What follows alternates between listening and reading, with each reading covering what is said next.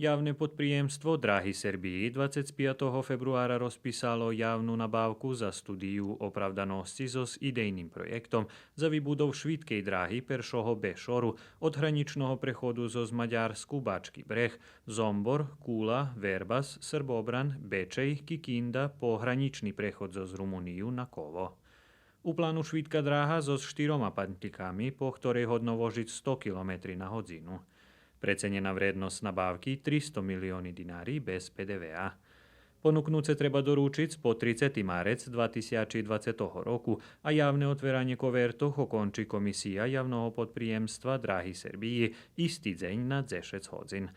Odluka o dodzeľovaniu kontraktu bude prinešená u čaše 25 dňoch od otverania kovertoch s ponúkaniami na vodziše u povolánky.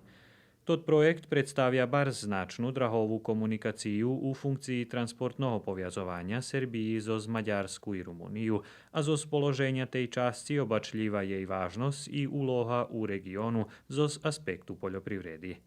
Švídska dráha poviaže Bačku i Banat zo centrálnu i zachodnú Serbiu prejk autodráhy Beograd-Subotica na vodziše u dokumentácii.